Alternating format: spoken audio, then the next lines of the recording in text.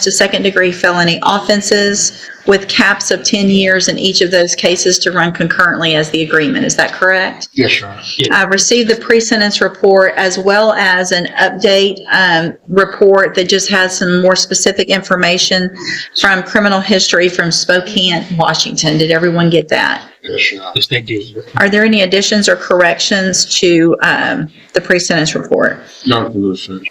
All right, Mr. Kimler, you may proceed. Your Honor, PSI reflects extensive criminal history on Mr. Yabarbo, which I suppose the court could infer from the fact that two misdemeanor theft cases can be enhanced up to second degrees, which implies that he does have extensive history. The facts of these two cases are both, as the defendant indicated in the pre-sentence report, he was under the influence of methamphetamine at the time both were committed. It's not offered as a type of exculpatory evidence or even perhaps mitigation, but it does kind of explain why somebody with this criminal history would be doing what he's doing with a laundry basket and then some items from Walmart, all of which were under, I think, probably the Class B range of the theft. I would observe that there appears to be $300 in restitution payable on one of the cases for the laundry basket. Obviously, methamphetamine, drug addiction, but for that, I think Mr. Barbo wouldn't have been doing these types of boneheaded thefts. He's recognized that, and counseling with him, he's done at least what I asked him or suggested that he do, and that's to go into an inpatient rehabilitation program, drug rehab program, to try to address the substance abuse issues that he suffered from really an early age, which is indicated in the pre-sentence report. That's been an ongoing thing almost his whole life. And I think he's done that. And he's you could say terrified of going to prison, but certainly he doesn't want to go to prison. And I think he's willing to do what he needs to do to stay out of prison, to comply with any terms of probation that the court assesses. He indicates to me that he is drug-free, which obviously if he drug tested him this morning, that can be corroborated. Or not, if he's not drug-free this morning, I don't know. But I assume, I would hope that he is. And he would just like to address the court perhaps better than I'm more articulate to explain his position of why he thinks that probation is appropriate.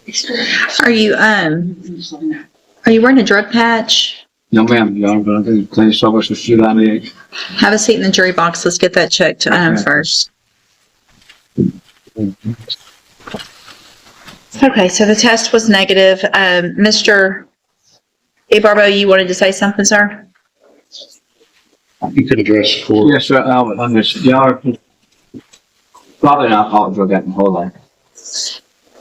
I went through treatment.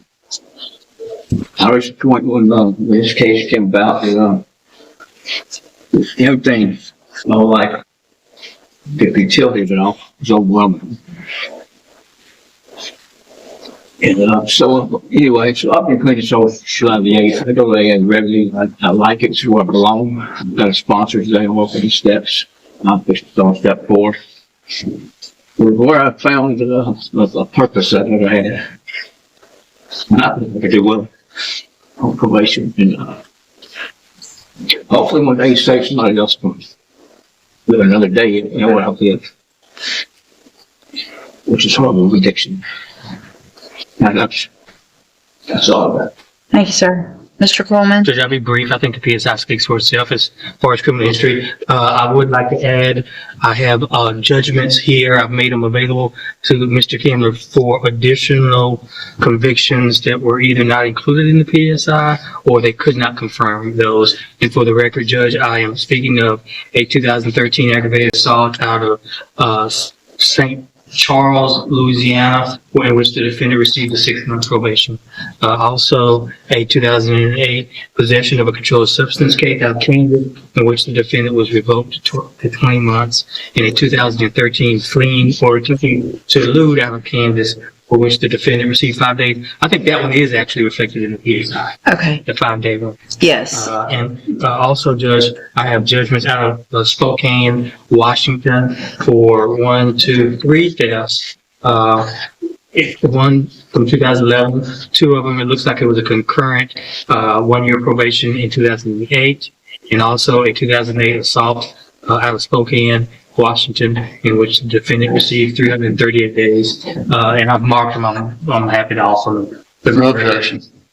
I don't know that I need them. I've made the notes and we'll take that into consideration as That's all well. I have. I think the defendant, given his criminal history, it's a risk of sounding callous, Judge. I get it. People are struggle with drug addiction all the time. But at a certain point, Judge, there comes a point where the consideration needs to be protected the public. This defendant's been having contact with law enforcement since 1988. And he has spanned at least 3 different states with his criminal behavior. Judge, he's fortunate to have a cap of 10. He's exposed to 20 years, Judge. I'm asking the court to sentence him to the few years. $4. Guilty on that. I'm sorry. Texas is losing. You're all right. Yeah, it's yours. Very sorry.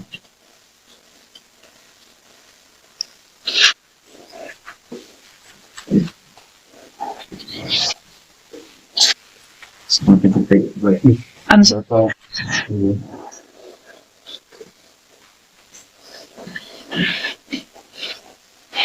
Arkansas, Tennessee. Perfect. Alabama, So,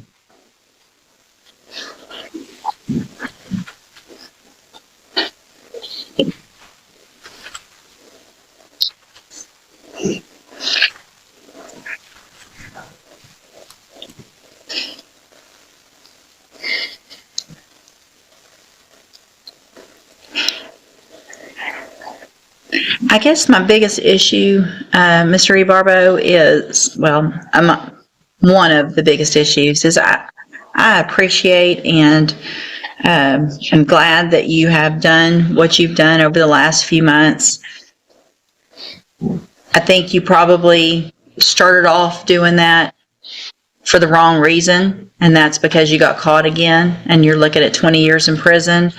It sounds like maybe you're doing better, and that's great. I just wonder why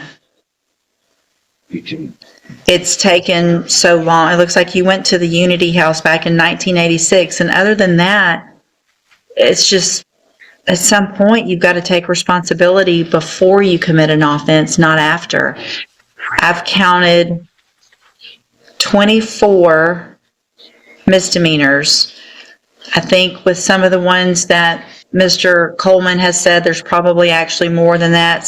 There were some records that couldn't be found from different states. They're probably looking at more like 30. 7 felony convictions. You've been to prison. It's just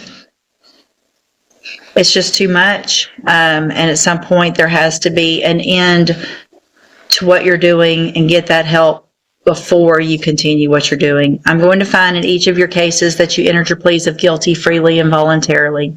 In cause number 24, DCCR 1722, find sufficient evidence to find you guilty, and at this time find you guilty of theft, find your prior enhancement convictions true, sentence you to a term of 7 years in the institutional division of the Texas Department of Corrections.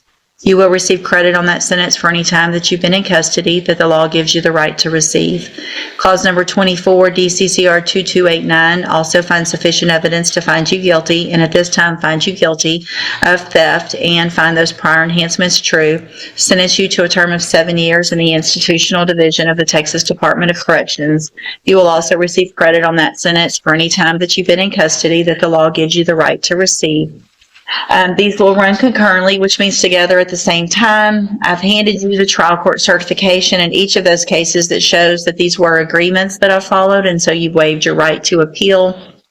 I have also handed you a written admonishment regarding your ineligibility to possess a firearm or ammunition. Because of the judgments entered against you, you're ineligible under Texas law to possess a firearm or ammunition. Possession of a firearm or ammunition could lead to charges against you. Firearm is a legal term. You should read the written admonishment I provide you to see what devices